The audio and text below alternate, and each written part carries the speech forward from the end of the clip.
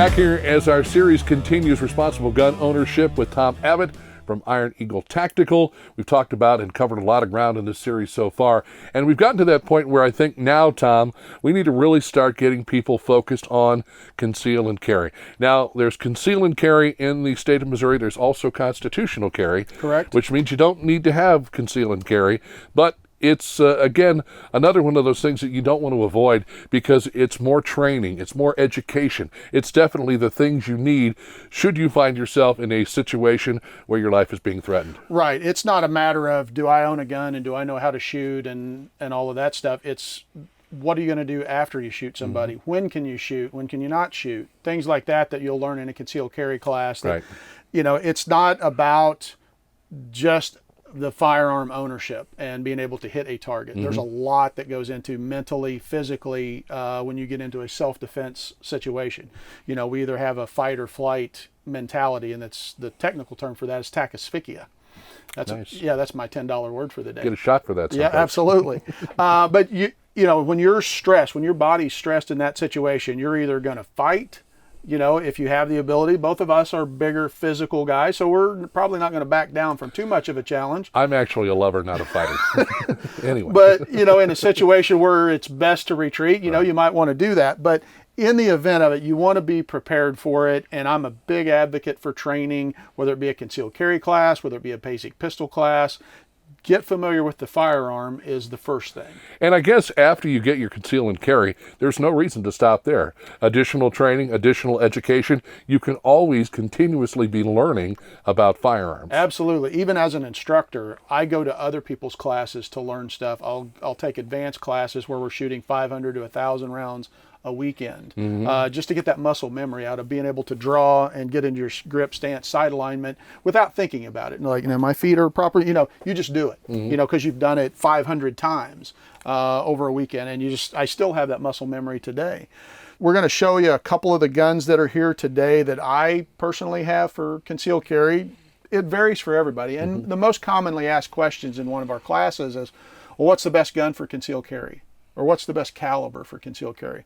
And there is no one specific answer for that. It's my reply to that is it's the gun that fits you, that you love to shoot, that you'll train with, and you're comfortable with. If you're not overly familiar with guns and how they work and have the strength to cycle an automatic slide to put one in the chamber, maybe a revolver is the way to go for you. It's going to shoot every time you pull the trigger.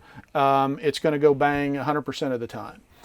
It's not going to jam up. It's not, you know, you don't have to learn how to clear it and all that stuff. So the basic is to start off with a revolver. As you get more comfortable with using firearms and know how to clear a jam or a malfunction, you've got spare magazines. So if you're messing up with one, drop one, put another one in, rack it back, and away you go. Training. In our classes, we cover several videos. I sell videos, or we make copies of videos to give out to other people. This is from the person that I learned the law side of the concealed carry class, because he helped write the law for the state of Missouri. It's Kevin Jameson, great instructor, in the 2-hour video that we use for the class, he's got a lot of anecdotes that he uses in there. You know, there's plans for home security and home defense, developing a personal protection plan. That's another video that we go over in some of the advanced classes. All right, you know how to shoot, you've got the right gun for you, you're comfortable going to the range. It's like, all right, now what are you going to do when it hits the fan? There's several training aids that I use and that I recommend and we use in the class. This is a laser light training pistol. And literally I have set around, it's got a laser that shoots out of here every time you click the button like that. You aim it at this piece and it tells you where you're hitting. And it's got a nice sight picture on it. This is kind of patterned after a baby Glock, which I also have. So by training with this, I get familiar with my grip and my sight alignment with the pistol that I'm comfortable using. And literally I'll set this thing on top of my television. I'll sit there while we're watching TV and just blast away at it. You know, it just trigger muscle memory and your grip, stance, sight alignment. You can dry fire the pistol that you already have. These are snap caps. This is 40 caliber there. I've got 9mm and 380. These are aluminum caps that you can literally load in a magazine, cycle through them, pull the trigger. Dry firing on a pistol isn't the best thing for it. It's not going to kill it. So you can dry fire it, but it's much better. These have a soft little rubber pad where the primer would normally be, but this is inert ammunition. There's no way this can go off. There's no powder in it. It's all one piece with just that rubber insert where the primer is. Holsters are another thing. Again, we talked about early on in the series, you go buy a gun at a gun store, it comes in a plastic box or a cardboard box or something fancy. Maybe they give you a little zipper pouch to carry it home in. That's not the proper way to store it, you know. So you got, especially on yourself. So I've got several holsters here. Every one of them, the most important thing is that it covers the trigger completely.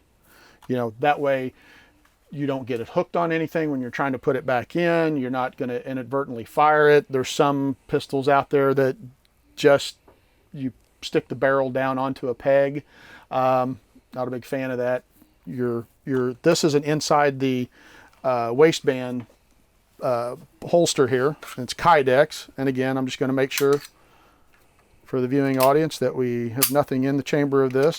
This is a nice little Bursa 380, patterned a lot after the James Bond gun. If you'll notice, it's very similar to that. It's because it was built in Brazil by a similar company that copied the patent once the patent ran out on the original James Bond gun.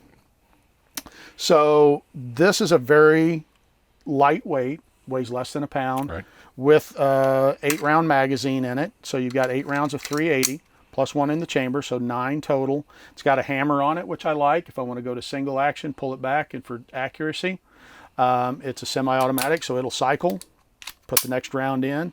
It has a safety on it. This is an inside the waistband holster, so it would fit in between my t-shirt and my pants, and you cover it with a shirt over the top of it.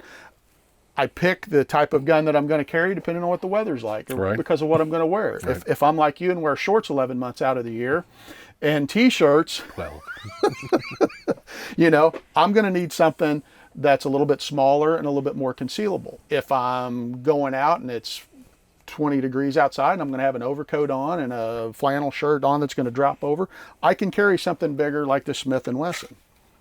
That's a 40 caliber, which is about as large as I would want to carry. This is a subcompact gun, so it's small enough and still carryable, and holds, I think it holds 10 plus 1 in the chamber, so 11 rounds of 40 caliber Smith & Wesson. Again, nice holster, but it's an outside the waistband holster, so it's going to clip here. And again, I'm going to have something that's fairly bulky to cover something like that. Yeah, jacket, big sweatshirt, something to that effect. Revolver, it's a go-to all the time. You know, carry one of these even if you're not carrying a semi-automatic, and sometimes when you are. Again, it's going to go bang every time you pull the trigger. Easy, non-malfunctionable. Smaller 9mm like this. Again, this Kimber is one of my favorites. Lightweight, compact, holds 8 rounds plus 1 in the chamber.